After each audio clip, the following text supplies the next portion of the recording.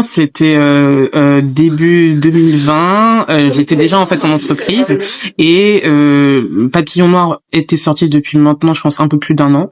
Il marchait toujours et je commençais à travailler sur un deuxième livre pour enfants. Et ce qui s'est passé, c'est que le temps que je consacrais à l'écriture, à la promotion sur les salons, aux dédicaces, aux rencontres avec les éditeurs, commençait à prendre autant de temps que mon 35 heures. Donc je suis allée voir le service RH de mon entreprise et je leur ai demandé si c'était possible d'avoir un temps partiel, sachant qu'ils savaient ce que je faisais aussi à côté, qu'ils m'avaient vu à la télé, qu'ils étaient très fiers de me faire participer à leur réunion RSE. Mais comme souvent, quand il est question de demander en fait un aménagement, ils ont refusé. Et ils m'ont dit que c'était complètement chimérique d'imaginer que je pouvais vivre de mon art et de ma littérature.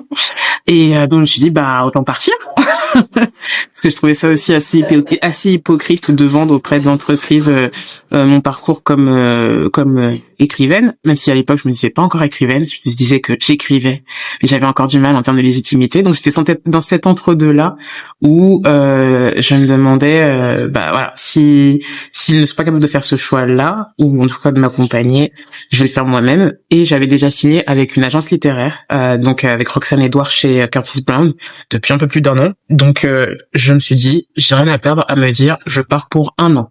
Je regarde pendant un an ce qui se passe, j'ai le chômage, on va voir comment ça va se passer. Et donc je suis partie et en mars 2020, confinement. Donc là je me suis dit mais qu'est-ce qui va se passer? Et j'étais pas dans je pense que comme tout le monde j'étais plus dans un état de choc de est-ce que le monde va continuer de tourner maintenant qu'on est confiné et qu'il y avait cette espèce de sidération collective. Mais ça m'a pas empêché d'écrire et ça m'a surtout poussé à écrire sur le net une fiction que je voulais montrer depuis longtemps, qui était de l'afrofuturisme, alors que ça n'existait pas encore en France, en dehors des titres américains et anglophones, et je voulais le faire sans intermédiaire. Donc je suis allée sur Wattpad, j'ai posté les premiers chapitres de ce qu'allait devenir Nos Jours Brûlés, et je l'ai fait vraiment comme un test, sans me dire je vais me faire remarquer par des éditeurs. C'était juste vraiment comment un lectorat français peut réagir à ce type d'imaginaire.